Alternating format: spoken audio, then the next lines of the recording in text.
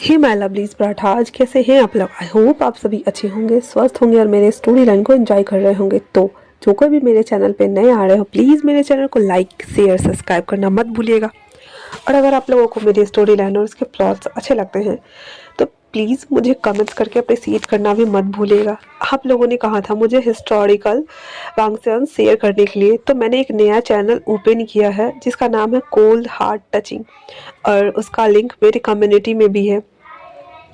और first FF का मैंने पोस्टर डाला है, थंबनेल एंड ऊपर उसका लिंक है। तो आप लोग लिंक बिलो पे क्लिक करें एंड देन सीधे आप मेरे उस फोर्थ चैनल पे जा सकते हैं। जिस किसी को भी वो हिस्टोरिकल अगर पसंद आ रही है तो प्लीज़ मुझे कमेंट्स करिए और मुझे सजेशन दे, ताकि मैं और परफेक्शन के साथ में उसे और अच्छे से आप लोगों के सामने रख पाऊँ। तो हम नेक्स्ट एफएफ में आगे बढ़ते हैं। लास्ट पार्ट में हम लोगों ने देखा था कि मैडम यू और जियांग फेमिया दोनों आए हुए थे और वो यानली को बोलते हैं घर चलने के लिए। और उन्हें मंजूर था यानली लड़के से शादी करे या लड़की से शादी करे, जिससे भी शादी करे वो उसके साथ ही रहने देना चाहती थी। बट यानली मना कर देती है और गुस्से के मारे वापस से अपने सीट पे जाके बैठ जाती है। मैडम यू और जियांग फेमिया वापस से वहाँ से चले जाते हैं और वो अपनी बेटी को और भी ज़्यादा परेशान नहीं करना चाहते थे। इसी वजह से वो कुछ भी नहीं कहते और वहाँ से वो चले जाते हैं। उसके जाने के बाद डॉक्टर इवान यानली के पास आते हुए कहते हैं, यानली मुझे वैसे तुम्हारे फैमिली मैटर में बोलने का कोई हक नहीं है। एक फ्रेंड और एक बोल सकती हो एक कलीग होने के नाते मैं बस इतना सजेशन देना चाहूँगा कि एक बार मौका तो सबको मिलता है ना। तुमने भी कहा था, और जब हम विंग को लेकर थोड़े पॉजिटिव हो रहे थे तो ये बात तुम्हारे पेरेंट्स के ऊपर भी लागू होता है ना। प्लीज़ यानली थोड़ा सोचो इसके बारे में। इतना बोल करके वापस से वो लोग डाइनिंग टेबल ज्वाइन कर लेते। यानली कहती है, मैं ऐसा नहीं है कि मैं मौका नहीं देना चाहती हूँ, बट मैं अपने मॉम के नेचर से वाकिफ़ हूँ। वो बाद में अगर वो पलट गई तो मैं बस सियोरिटी चाहती हूँ और कुछ भी नहीं। आई आई प्रॉमिस, अगर वो बदल गई है तो मैं उन्हें एक्सेप्ट ज़रूर करूँगी। अब हम खाते हैं। इतना बोलकर सभी लोग खाना खा रहे होते हैं। सभी लोग अपने अपने डेस्टिनेशन आई मीन यानली और doctor Ivan office doctor hospital चले गए थे। वांगजी और सीजन वो दोनों वापस से ऑफिस चले गए थे। और वेंचिंग जो वो हीलर शॉप था उसका, वो वहाँ चली गई हुई थी, क्योंकि अब शादी के इतने दिन हो गए थे, घर में रहने का कोई मतलब नहीं था। घर में रुई थी और हमारा विंग था और दोनों बेबीज थे। रुई नीहा जंग को कॉल करके बुला लेती है क्योंकि उन लोगों को आर्किटेक्चर वाला शॉप खोलना था और क्लासेस लेना था। तो वो वहाँ जाती है और अपने सर्वेंट्स वगैरह को बोलती है कि सारे कुर्सी टेबल जो भी है वो लॉन में अरेंज करे, क्योंकि उसके बगल में जो भी जगह था वो बहुत बहुत बड़ा गार्डन एरिया था। तो 3-4 सर्वेंट्स मिल करके पूरे लॉन में सिटिंग एरिया अरेंज कर दिया जाता है जहाँ पे उन दोनों को क्लासेस लेना था। उसके बाद वो सभी बच्चे को इन्फॉर्म कर देते हैं ऑनलाइन क्लासेस के जरिए। धीरे धीरे करके सारे बच्चे आ गए थे, जहाँ पे न्यू हेसंग एक क्लास ले रहा था और दूसरी क्लास हमारी रुई ले रही थी। दोनों बच्चे वही आसपास खेल रहे थे और वो लोग भी ट्राई कर रहे थे, क्योंकि वो लोग घर पे ही रह रहे थे और वो लोग बोर नहीं होना चाहते। इसी वजह से न्यू हेसंग और हमारा विंग और रुई तीनों वहीं पे थे। हमारा विंग अंदर आर्चरी से अंदर वो जहाँ बनाने वाला सिटिंग एरिया था उसका, जहाँ पे वो बैठ के चाक बना रहा था और वो वहाँ क्ले से वो जो काम कर रहा था वहाँ से बैठ करके वो बाहर के व्यू को देख रहा था। बच्चे अंदर से बाहर, बाहर से अंदर किए जा रहे थे। विंग को एक स्ट्रक्चर बनाना था, इसी वजह से वो उसमें लगा हुआ था और कॉन्सेंट्रेट होकर के बना रहा था। जब बेबी भागते हुए आता है तो कहता है, विंग, ईबा, निंगजी, आप दोनों को लग जाएगी बाबा। हाँ, आप दोनों बस मेरे आंखों के सामने रहना, कहीं मत जाना। कोई कुछ भी कहे आप नहीं करोगे ना। ईवा और निंगजी कहती है, I promise dad, I promise you daddy, हम नहीं करने वाले हैं। तो हमारा विंग कहता है, डैडी, हाँ थैंक गॉड तुम लोगों को याद है कि मैं डैडी हूँ। तो ईवा कहती है पास आते हैं, मम्मा अभी बाहर बहुत सारे लोग हैं ना, इसीलिए हम आपको डैडी बोल रहे हैं, वरना आप तो हमारे प्रिटी मम्मा हो ना। इतना बोल करके दोनों बच्चे किस करके बाहर भाग जाते हैं। रुई और न्यू हेसंग दोनों क्लास ले रहे थे और बच्चे बीच में इधर से इधर कर रहे थे, अपना खेल रहे थे। तभी एक बड़ी कार का काफिला आकर के रुकता है। ईवा, निंगजी, रुई, न्यू हेसंग, बाकी जितने भी बच्चे थे वो सभी वो सभी उस ओर देखते हैं। वहाँ से एक ओल्ड लेडी बाहर आती है निकल करके, और उसके साथ कुछ बॉडीगार्ड्स थे। वो अंदर आने वाले थे तो सिक्योरिटी गार्ड उनसे पूछते हैं, पर जो बॉडीगार्ड था वो ज़बरदस्ती उस गेट को ओपन कर देता है, जिसके बाद वो ओल्ड लेडी अंदर आती है और वो सीधे घर के अंदर जा रही थी। तो रूही जाते हुए बीच में रोकते हुए कहती है, आप कौन हैं मिस? तो वो कहती है, मैं विंग की ग्रैंड मदर हूँ, मुझे विंग से मिलना है। वो कहाँ है? इतना सुनना था कि विंग, जो कि वो अपना स्ट्रक्चर्स बना रहा था, वो हाथ क्लीन करके बाहर आता और कहता है, जी हाँ कहिए, मैं ही हूँ विंग। तो वो जो ग्रैंड मदर थी उसकी, वो कहती है, क्या तुम हमें यहाँ पे खड़े खड़े ही बात करोगे? क्या हम अंदर चल के बात करें? इतना बोलना हुआ ही था कि वो चारों बॉडीगार्ड और वो जो उसकी ग्रैंड मदर थी वो अंदर जाती है। तो विंग भी अंदर चला जाता है, रूही को बोलता है कि वो सारे क्लास अटेंड करे। दोनों बच्चों को लेकर के विंग अंदर आके बैठा हुआ था। रूही तब तक वांगजी को और सीचन को और यहाँ तक कि वेंचिंग को सबको कॉल कर चुकी थी। वो सभी लोग ऑफिस से भाग मतलब निकल चुके थे घर आने के लिए। वो अंदर आके बैठता है। विंग सर्वेंट्स को बोल देता है, हेड वेटर को, कि इनके लिए चाय पानी का अरेंज करा जाए। विंग आके बैठता है ग्रीड करने के साथ ही, कहता है, हाँ जी कहिए, मैं ही विंग हूँ, आपको हमसे क्या बात करनी है? तो वो कहती है, हाँ, तुमसे क्या बात करनी है? तुम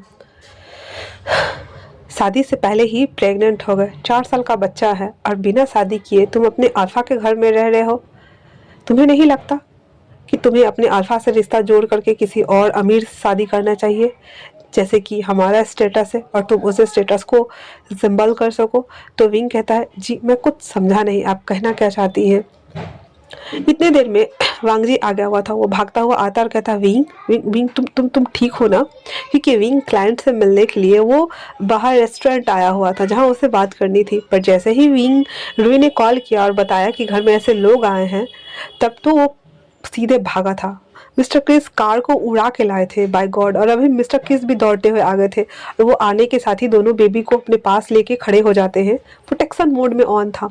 वांगजी विंग को पकड़े हुए था और बेबी को।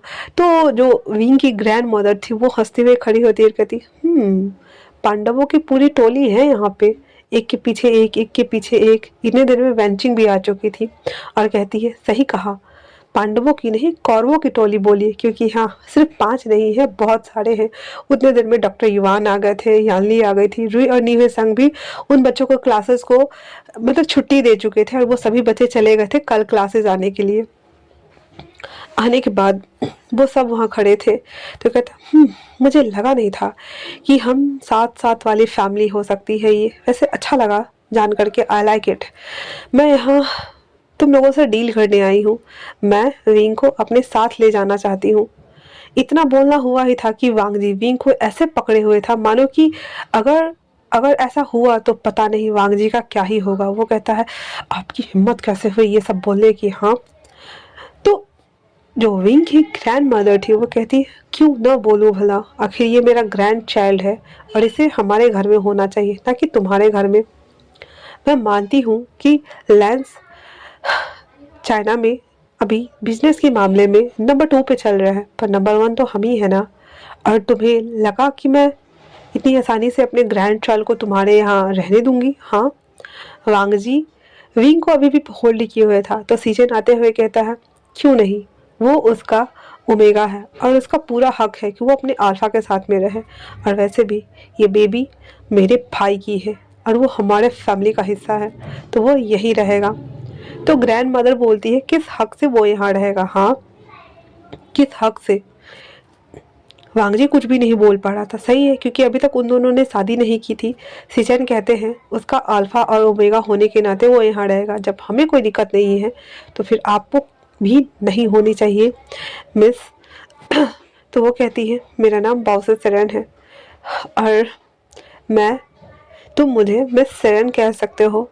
तो सीजन कहते हैं, मिस सेरेन, जिस खतरे का हमें अंदाज़ा था, हम बैठ के बात करें। उसके बाद सीजन कहता है, वेंचिंग, रोई, नी हिसांग, विंग और दोनों बेबी को लेके जाओ यहाँ से अभी के अभी।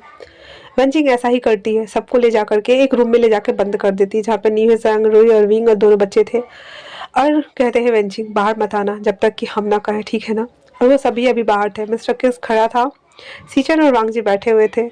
यानली वो भी एक साइड बैठी हुई थी, वेंचिंग भी बैठी हुई थी, डॉक्टर इवान भी खड़े थे। उसके बाद सीजन कहते हैं, मैं सोच रहा था कि हमारा हिरन जो दुश्मन है वो कौन हो सकता है, पर मुझे लगा नहीं था। उसके बाद सीचन अपने दोनों हाथ को इंटरवाइन करते हुए एकदम डेवल स्मिथ के साथ में आगे कंटिन्यू करते हुए कहता है, पर आप ऐसा कर सकती हैं मिस सेरन। ओ आई एम सॉरी, मुझे पता नहीं चला। पहले आपने अपनी बेटी के साथ किया, फिर उसके पूरे फैमिली के साथ किया, फिर विंग के साथ किया। आखिर आप साबित क्या करना चाहती हैं कि आप एक पावरफुल साइको महिला हैं? ये सुनकर तो मिस सेरन, वासु सेरन के हाथ उसके स्टिक पे एकदम जम गए थे। और वो एक ऐसे होता है ना मॉकिंग वाली हंसी, वो देते हुए कहते मेरी बेटी, मेरी बेटी ने एक फटीचर से शादी की जिसका अपना कुछ था ही नहीं। तो वांगजी कहता है एकदम सोफा पे लेन होते हुए, कैसे कह सकते हैं कि अपना कुछ नहीं था? विंग के फादर ने वो कंपनी अपने बलबूते पे खड़ा की थी और उसके बाद उसके भाई ने उसकी हेल्प करी थी और आज वो कंपनी इतनी बड़ी कंपनी है। स्टार्टअप तो आपके सन इन लॉ ने ही किया था ना मिस सेरन, फिर आप कैसे कह सकते हैं कि उन्होंने कुछ नहीं किया? हाँ, तो उसकी बासुरन है वो कहती है एकदम छड़ी को पटकते हुए, पर उस लड़की ने मेरी इज्जत घटा दी। वो इतनी बड़ी खानदान की बेटी होकर के एक दो कौड़ी के इंसान से शादी कैसे कर सकती है? स्टेटस रिजेंबल करना उन लोगों को आता ही नहीं है। मैंने मना किया तो उसने भाग के शादी कर ली। हाँ, और फिर मैंने उसके फैमिली वालों को धमकाया, लेकिन उसके भाई ने उसका साथ दिया। हाँ, और अब मैं चाहता हूँ कि विंग बस वो वापस आ जाए घर और हमारे साथ रहे, ना कि तुम्हारे साथ। उसका बच्चा और वो, उसे मैं सबको ले जाना चाहती हूँ यहाँ से। तो अंग्रेजी कहता है, ओ, ताकि आप उसे भी अपनी बेटी के जैसे यूज कर सके। हाँ, या फिर आप ये चाहती हैं कि उसकी मदर के नाम पे जो शेयर्स थे, जो अभी विंग के नाम पे ट्रांसफ़र हो चुके हैं, वो सारे शेयर्स आपको लौटा दी जाए, यही ना? वांगजी मिस्टर किस की ओर इशारा करता है। मिस्टर किस एक पेपर अपने पॉकेट से निकालता है और वांगजी को देता है। वांगजी वो पेपर रख देता है और कहता है, ये रहे उसके शेयर्स और बदले में 3 मिलियन युवान। हाँ, मैं मानता हूँ कि ये छोटी रकम है, पर जो शेयर्स अगर आपको वो रिकवर नहीं हो सकते हैं, उसके बदले में ये पैसे हैं कॉम्पनसेट के तौर पे। ये बहुत छोटी रकम है, बट फिर भी मैं आपको देना चाहता हूँ ताकि आप मेरी और मेरी विंग की लाइफ से दूर रहें। पाउसरन कहती है, और तुम उस लड़के को अपना क्यों बनाना चाहते हो? हाँ, तुम्हें और भी लड़के मिल जाएंगे। तो वांगजी कहता है, और आपको आपको नहीं लगता कि आपको उससे दूर रहना चाहिए? अब आपकी बेटी नहीं है तो आप उसके बेटे को हार्म करना चाहती हैं? आखिर आप साबित क्या करना चाहती हैं कि आप अपने स्टेटस को बनाए रखने के लिए, अपने फालतू के दकियानों से नियम को, कानून को बनाए रखने के लिए आप अपने बच्चों की खुशी को ऐसे ही कुर्बान करते रहेंगे? हाँ, आपको तो जेल में होना चाहिए। इतना कहना था कि वो बॉडीगार्ड आगे जैसे ही आने वाला था, ऐसे मिस्टर किस खड़ा हो जाता है बंदूक तान के। बांगजी कहता है, आपको क्या लगता है अगर आपके बॉडीगार्ड कुछ भी करेंगे तो हम क्या चुप रहेंगे? वो मो विलेज में जो हुआ, हमें पता है कि इन सबके पीछे आप हैं। आखिर आखिर आप सामने आ ही गए। हम सब खुद ही वेट कर रहे थे कि आप सामने आए और आप आ गए। हाँ, अगर आप बाज नहीं आए ना तो ये सारी खबर मीडिया में दे दी जाएंगी। तो बाबू सरन थी, वो कहती है, मैं बस इतना चाहती हूँ कि विंग विंग को उसका हक मिल जाए और कुछ भी नहीं। तो वांगजी कहता, ओह सच में आपको लग रहा है कि आप ऐसा कुछ करेंगी? मुझे तो यकीन ही नहीं हो रहा। आप अपनी बेटी को तो आज तक अपना नहीं पाई, उसकी आत्मा के शांति के लिए कभी उसके ग्रेवयार्ड पे भी नहीं गई, और आज आपको अचानक से आपके नवासे की याद आ गई। आखिर कहना क्या चाहती हैं आप? हाँ, कहीं ये सब उस ब्रॉच के लिए तो नहीं है ना? मुझे लगा ही था, पर डोंट वरी, वो ब्रॉच विंग के पास नहीं है। अगर आपको ढूंढना है तो आप फिर, और वो यानली की तरफ देख रही थी, इसके मोम के पास जा सकती है, क्योंकि या फिर आप आपको पता होगा ना हॉस्पिटल में, क्योंकि विंग तो उस रात मेरे पास आया था, पर जब वो हॉस्पिटल पहुंचा था तब तक उसकी मॉम मर चुकी थी। आई मीन आपकी बेटी मर चुकी थी। और जहाँ तक हमें पता चला है, और वो सीजन की ओर देखता है तो सीजन कहते हैं जहाँ तक हम लोगों को पता है, जब विंग यहाँ से भागा था तो उसे खबर मिली थी कि उसकी मॉम मर चुकी है। जब वो पहुंचा था तो उसकी मॉम तो ऑलरेडी मर चुकी थी और लास्ट विजिटर आप थी, है ना मिस सेरेन? ये सुनकर तो वासु सेरेन के पैरों तले जमीन खिसक गया। सीचन आगे कंटिन्यू करते हुए कहते हैं, आपको क्या लगता है आप अपनी बेटी को अपने हाथों से मारने के बाद ऐसे शान से बैठ करके अब अभी उसके बच्चे को मारने के लिए आई हैं? आपको शर्म नहीं आता है? आप एक माँ कैसे हो सकती है? हाँ, आप अपनी बेटी को मार डाली, वो मरने के हालत में फिर भी उसे मार डाली। क्यों? आपने ऐसा क्यों किया? बासु सेरेन चिल्लाते हुए उठती और कहती है, बस बस बहुत हुआ। उसने उसने मेरी मेरी इज्जत मिट्टी में मिला दी। मैंने जब कहा था उसे कि उसे शादी ना करे, उसने शादी कर ली। करने के बाद वो शादी से पहले ही प्रेग्नेंट थी, जैसे कि आज इसके बच्चे। मजबूरी में वो भाग गई और भाग के उससे शादी की। और उसे मिला क्या? उसके 2 साल बाद ही उसके हस्बैंड की डेथ हो गई और वो दर दर की ठोकरें खाते रही, सब कुछ करती रही, पर घर कभी लौट के नहीं आई। मैं उसे कितनी बार कही कि उस बच्चे को छोड़ दे और घर आए। पूरे फसाद की जड़ ये है, ये लड़का है। विंग जो कि मना करके आई थी वेंचिंग नहीं निकलना, लेकिन वो बाहर निकल चुका था सुनने के लिए। तो कहता है, तो इसीलिए आपने मेरी मॉम को मार डाला ग्रैंडमा? इतना सुनना था कि बासु सेरेन के हाथ से वो स्टिक्स गिर जाती है और वो विंग की ओर देखता है। विंग आता है चिल्लाते हुए कहता है, तो इसलिए आपने मेरी मॉम को मार डाला ग्रैंडमा? मैं उनकी जान बचाने के लिए मैंने अपने आप को बेच दिया। मैंने अपने आप का सौदा किया और आज मैं यहाँ हूँ। मैंने खुद को बेच दिया। और वो ऐसे अपनी ग्रैंड मदर को पकड़े पकड़े नीचे बैठ जाती है। आज तक मैंने कभी किसी को अपने आप को हाथ लगाने नहीं दिया, पर उस रात मैं यहाँ आया। मैंने अपना वर्चस्व, अपना डिग्निटी, अपना सब कुछ उस रात खो दिया। मैंने खुद को बेच दिया सिर्फ और सिर्फ मॉम के लिए।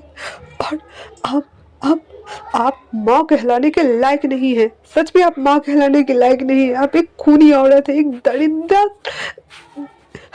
मैं नहीं जानता कि ये सब क्या हुआ, लेकिन आपने मेरी मॉम को क्यों मारा? और ऐसे बोल करके वो अपनी जो नानी थी उसके कपड़ों को ऐसे पकड़ के वो बहुत जोर से चिल्ला रहा था। उसके बॉडीगार्ड मिस सेरेन को खींच रहे थे एंड देन मिस्टर किस, वांग जी और सीजन तीनों विंग को खींच रहे थे। दोनों के बीच में तनातनी चल रही थी। विंग चिल्लाते हुए कहता है, आपकी हिम्मत कैसे हुई मेरी मॉम को मारने की? मेरी मॉम के अलावा मेरी दुनिया में कोई नहीं था। आपने उसे छीन लिया। अगर मैं वो पैसे दे देता तो मैं अपनी मॉम को बचा लेता। वो मेरे पास होती, वो मेरे साथ होती। तो मिस सेरेन कहती है, उसके बाद क्या होता जब उसे पता चलता कि तुमने उसे बचाने के लिए खुद को बेच दिया, वो भी लैंस के हाथों। हाँ, तुम उसकी एक रात के सब्स्टिट्यूट बन के आए हो, तो क्या तुम्हारी मॉम खुश होती? हाँ, वैसे मैंने उसे बताया था कि तुम्हारा बेटा क्या करने गया है। तो विंग कहता है, आपको मेरे बारे में पता था? तो मिस सेरेन कहती, हाँ, जब से तुम पैदा हुए तब से मेरी नज़र तुम पर है, तो मुझे कैसे पता नहीं होगा? हाँ, तुमने भी अपनी माँ वाली गलती की। शादी से पहले वो भी तुम्हें लेके प्रेग्नेंट हो गई थी और तुम भी, और आज तक अपने बच्चे को बिना बाप का नाम दिए सरवाइव कर रहे हो। तुम्हें लगता है कि तुम सही कर रहे हो? ये गलत है और मैं बस इस गंदगी को साफ करना चाहती थी और कुछ भी नहीं।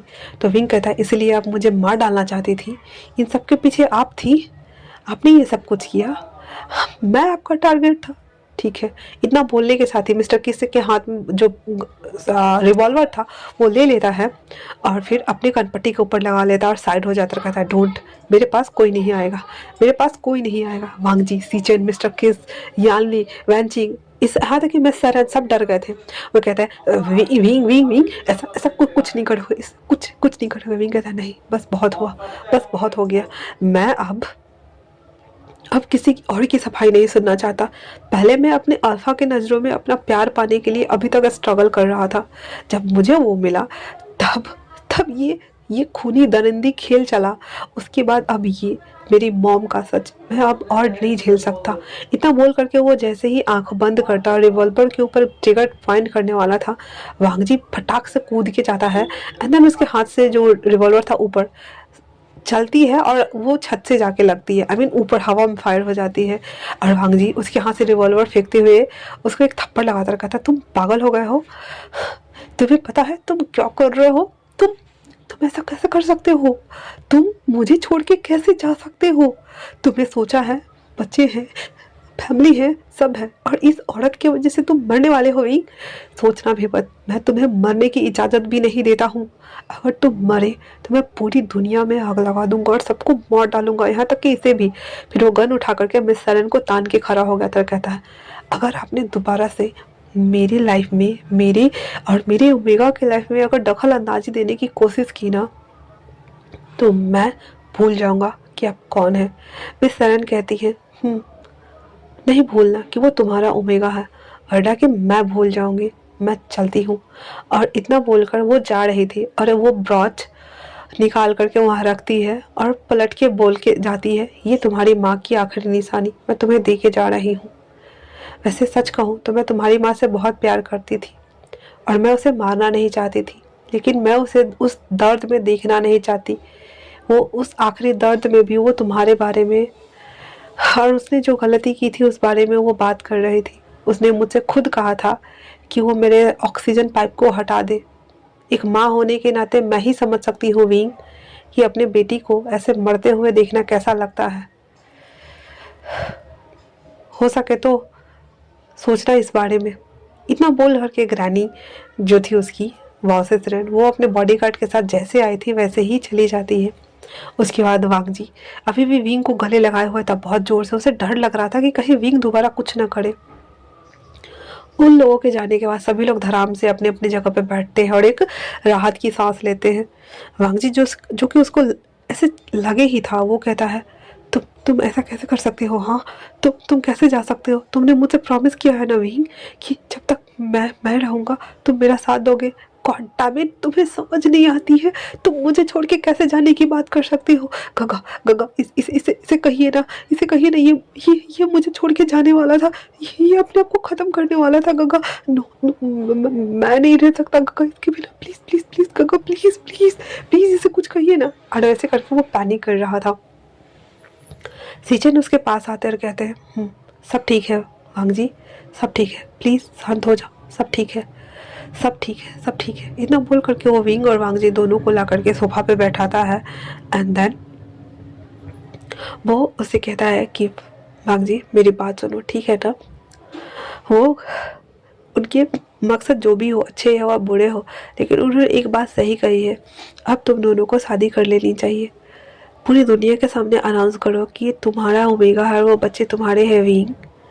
वांगजी इसे अब स्वीकार करो, ठीक है ना?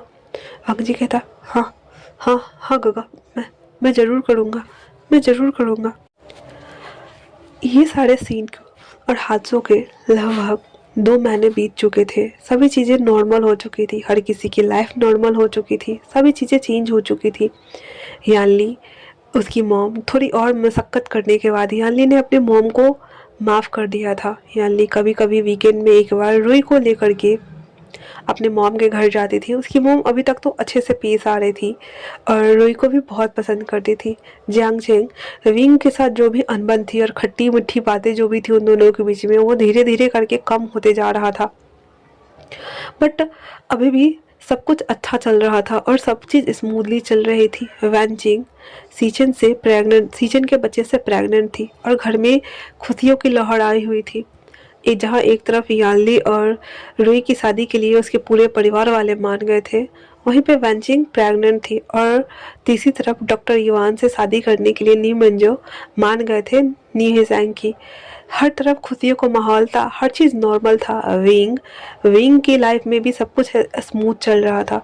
वो अपना आर्ट वाला जो उसका शॉप था वो पढ़े अपना काम करता। नी हेजैंग और रोई सभी बच्चे को ट्रेन करते। दोनों बच्चे भी जियांग से स्कूल में वापस से जाने लगे थे। और वांगजी कुछ ग्रैंड प्लान कर रहा था और वो विंग को सरप्राइज देने वाला था। इसी वजह से वो आज थोड़ी जल्दी में था और उसने सभी लोगों को बोला हुआ था कि प्लीज़ आप सभी लोग सी साइड आ जाइए। सभी लोग आज वापस से एक साथ रुई, यानली, निहिसांग, युवान, सीचेन, वेंजिंग, दोनों बेबी, मिस्टर क्रिस, यहाँ तक कि जांग चेंग, जांग फिमिया और मैडम यू सभी लोग को बोला गया था आने के लिए विंग को लेकर के। विंग को समझ नहीं आ रहा था कि आखिर वांग जी करना क्या चाहता है, कहने का वाला है। उसे बोला गया था कि उन लोगों को सी साइड बस ऐसे ही छोटा सा कैंप के लिए बुलाया गया है। जब हमारा विंग वहाँ आता है तो देखता है कि वांग जी ने सी साइड के किनारे इतना लंबा चौड़ा पूरा एकदम, एक होता है ना जैसे शादी वाले डेकोरेशन, उस तरह से लाइट लगाया हुआ है। वहाँ पे दो सर्वेंट्स थे, वो खड़े थे उन लोगों के लिए, एक वेटर बोल सकते हो उस टाइप से। वो जब सारे लोगों को देखते थे कहते सर दिस वे, जहाँ पे नीचे सैंड के ऊपर पूरा कारपेट लगा हुआ था और चारों तरफ से लड़ियाँ लगाई गई थी। वो सभी वहाँ से होते हुए आते हैं और वहाँ आने के बाद जब देखते हैं तो एक बहुत बड़ा ऐसे टेंट बोल सकते हैं, पर्दे का टेंट था। वहाँ पे बहुत सारा कुर्सी रखा हुआ था। वहाँ पे सभी लोगों को जाता है और बोलता है बैठने के लिए। वो सभी लोग ऐसे कुर्सी लगा कर बैठे हुए थे। वहाँ पे एक बोर्ड रखा हुआ था जो इसके एक वेटर के हाथ पे था और वहाँ पे वांग जी वाइट ड्रेस में आता है।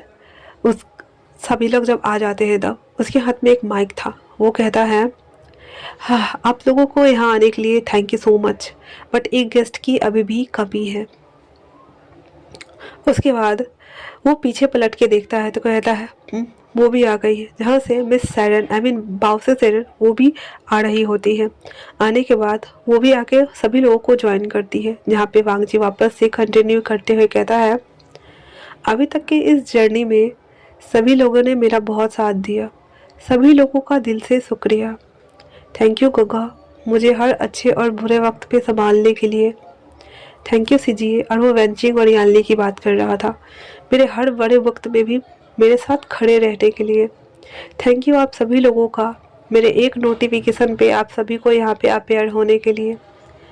थैंक यू क्रिस, तुमने हर बुरे और अच्छे वक्त में एक भाई और एक दोस्त के जैसे मेरा साथ दिया। Thank you so much. मैं ये एहसान कभी नहीं भूल सकता कि तुमने हर बुरे से बुरे सिचुएशन में मुझे अपनी जान पर खेल के संभाला है, मुझे संभाला है।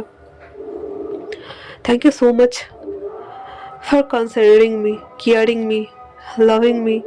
इतना वाइल्ड नेचर के होने के बावजूद भी आप सब ने मुझे झेला, उस झेलने के लिए थैंक यू आप सभी लोगों को।